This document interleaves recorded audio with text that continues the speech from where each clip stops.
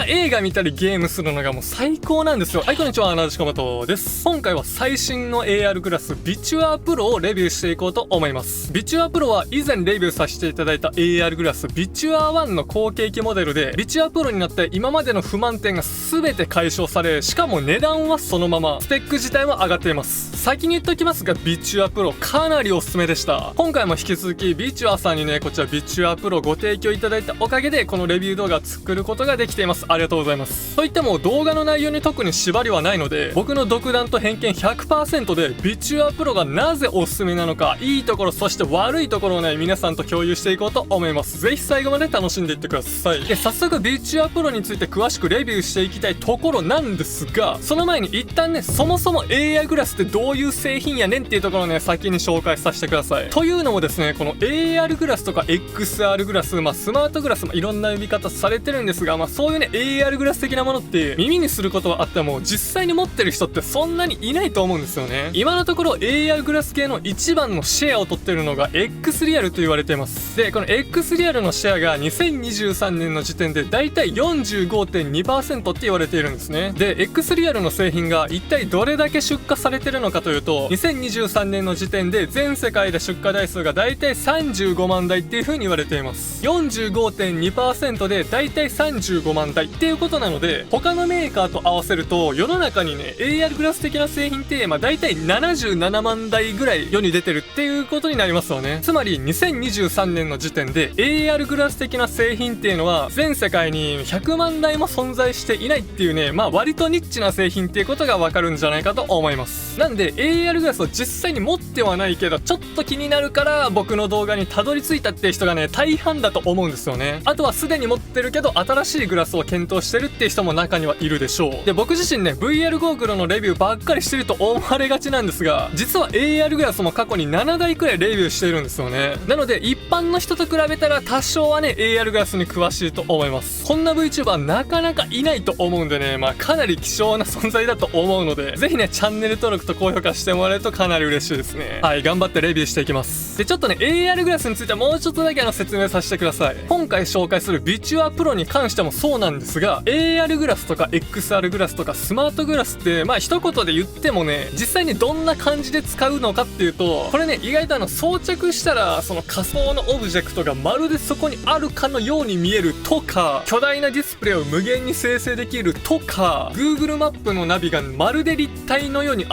れるとか、そういったね、いわゆる AR チックな、近未来チックなことっていうのは基本的にできないっていう風に考えてもらっていいでしょう。なぜなら空間を認識するためのカメラがついていないからです。例えばメタクエストとかの、VR ゴーグルにはねトラッキングするためのカメラ、センサーがついているので空間を認識したりとか、体や首、手の動きとかをね認識できるんですが、 AR グラスにはそれをするためのカメラが搭載されていないんですね。中にはメガネ型デバイスでありながらカメラがついていて空間をトラッキングできるっていう、そういうデバイスもあるっちゃあるんですが、あくまでねそうやってビジネス向けだったり、研究開発用だったり、あと値段が結構ね高かったりするんですよね。なので一般消費者向けの安価なメガネ型デバイスには基本的に空間認識能力はないっていう風に考えてもらったらいいんじゃないかと思います。だからといってしょぼいかというと全然そんなことはなくてですね、必要十分な実用性を帯びているんです。ではね AR グラス何ができるのかというとね、これは接続した機器の画面を目の前に表示する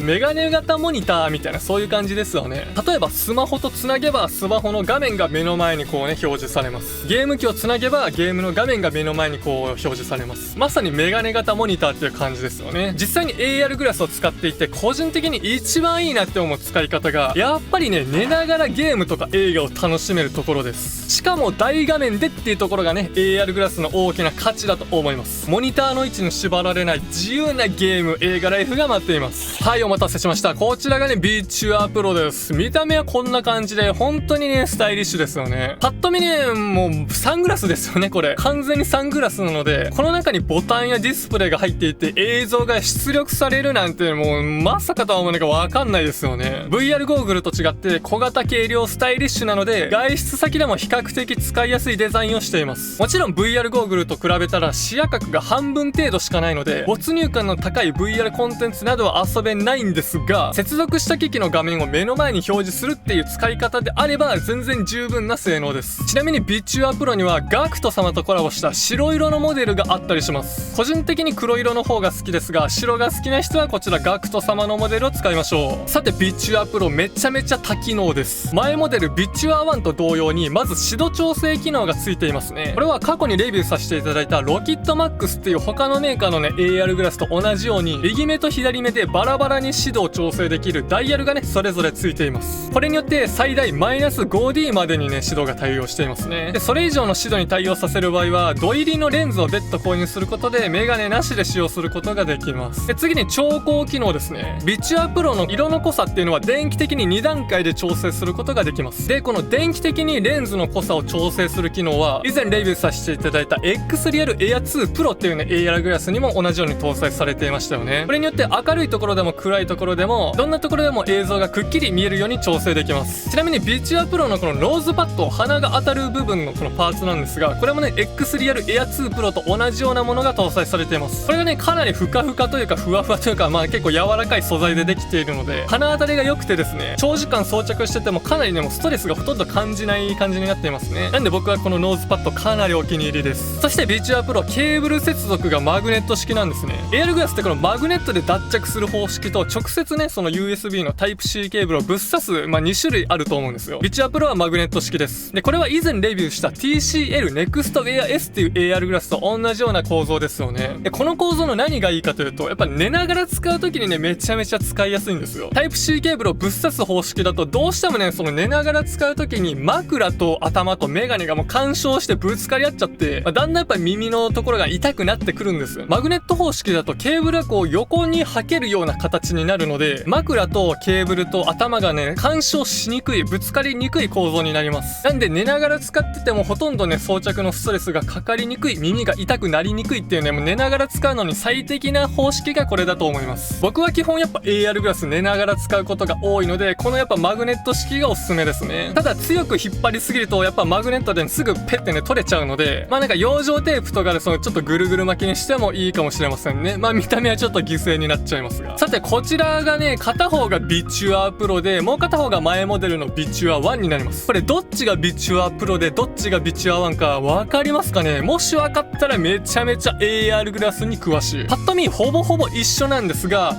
よく見てみるとロゴの部分がねビチュアプロだとちょっとねオレンジ色になっていたり、あと関節の部分がねビチュア1だとちょっと銀色になっていたんですがビチュアプロだとね銀色がなくなっていたりして多少のデザインの違いがあるんですがほぼほぼ見た目は一緒です。ただし中身は違います。スペックがね向上しているんですね。まずソニー製の 0.55 型有機 EL ディスプレイを搭載、 1920×1080 のフル HD 解像度っていうのはありますがそれに加えて画面サイズが前モデルと比べて約 10% アップしてるそうなんですよ。視野角だと3度広がって46度の視野角を実現してるそうなんですね。でたかだか 10% ってそんな変わんないやんって最初思ってたんですが実際に見てみるとね結構やっぱ違いますね。より大画面感が増しているのでこれはね同じコンテンツをこう楽しむ分にしても満足度はねやっぱかなり上がってると思います。めちゃめちゃいいです。でリフレッシュレートはなんと2倍の最大 120Hz まで対応していて、でなんと輝度明るさもですね約2倍の4000ニットまで向上してるそうなんですよ。 X グラス系でビチュアプロが一番明るいらしいですね。なんかめちゃめちゃすごくないですか。で輝度に関しては実際に4000ニットが直接目に入るわけではなくて AR グラスってねその上になんかディスプレイみたいなのがあってそれがね反射してユーザーの目に届くみたいな感じなんですけど、この反射する一番元が4000ニットぐらいに明るさが出るっていうことらしいです。なんですが実際にねこのユーザーの目に届く明るさもめちゃめちゃ明るくて1000ニットぐらいね出るらしいですね。どっちにしろめちゃめちゃ明るいということです。ビチュアプロになってあらゆる性能がスペックアップしていますね。でビチュアプロスペックアップしているのに関わらず重さはほとんど変わんないんですね。でこれ全モデルビチュア1がだいたい 79g くらいなんですが今回のビチュアプロはだいたい 80g くらい、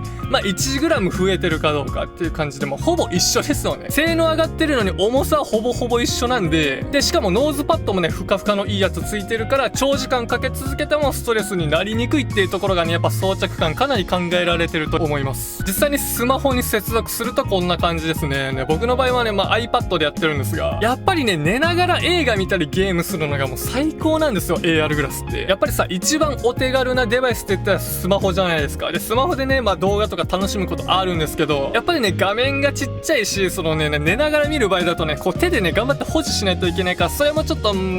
だるいですよね。 AR グラスだと手で保持する必要もないし、大画面で見れちゃうのでめちゃめちゃ満足度が上がります。もはやちょっとした映画館っていう感じですよね。YouTube とか、アニメの30分とか短いコンテンツだったらスマホで僕も全然見るんですけど、Netflix とかアマプラとかのね、その長編映画を見る場合だったら、やっぱりね、この AR グラスでどっしりとね、プチ映画館みたいな感じで楽しむとね、満足度爆上がりですよね。似たようなことって別に VR ゴーグルがあればできるっちゃできるんですけど、やっぱりね VR ゴーグルだとこう重くてでかいので、やっぱ装着のスペースがやっぱどんどんでかくなっちゃうんですよね。 VR コンテンツを遊ぶんだったらVR ゴーグルでしか遊べないので、そういうことに関しては VR ゴーグルで、映画とか見るんだったら AR グラスみたいな感じで、使い分けするのがね、いい感じだと思いますね。僕は VR ゴーグルと AR グラス両方持ってるので、コンテンツに合わせて使い分けてる感じになります。やっぱこれがいいですよね。で、あとは寝ながらゲームが最高なんですよ。もうね、画面の位置に縛られない、椅子に座る必要がない、もう寝ながらゴロゴロゲームできちゃうっていうのがもう本当にもう最高ですよね。ゲームって基本的に椅子に座って遊ぶことが多いと思うんですが、熱中すればするほど前のめりにだんだんなってきて、猫背ストレートネック、そして腰ケツ首が痛くなるでもちょっと大変じゃないですか。特に普段座ることが多いデスクワークの人であればあるほど、なおさらきついところがあると思います。 AR グラスをかければもう全部解決です。布団でゴロゴロしながらもう好きにゲームができるので、その辺の問題も大さらばなんですよね。モニターの位置に縛られない自由なゲームライフが待っているぞ。他にも実用的な使い方としては、どこでも PC みたいな、PC に接続してどこでも PC 画面を出したりとか、新幹線でねノートパソコンでこう作業したいって時に、他人のやっぱ目が気になるじゃないですか。 PC 画面を見られたくないとか、あとその会社のね大事な情報を扱ったりとかして、ちょっとプライバシー的に配慮したいっていう時に AR グラスをかければ他人に PC の画面見られることなく作業ができるので、これもめちゃめちゃ実用的です。あとは家でゲームしたいんだけど、家族にねテレビ占領されちゃって、そのテレビが使えないっていう時にね、この AR グラスを使って一人で楽しむみたいな、そういう使い方もできるかもしれません。で、ビチュアプロ実際に使ってみて分かったのが、前モデルの不満点が全部解消されてることなんですよ。これがめちゃめちゃ大きい。ビチュア1の頃のね不満点、何かといったらやっぱ一番不満だったのが、接続するたびに音量が爆音マックスになることなんですよね。つまり耳が死ぬ。スマホに挿してもゲーム機に挿しても毎回その耳元のスピーカーから流れる音量が最大にねなってるんですよ。これ下げてもね毎回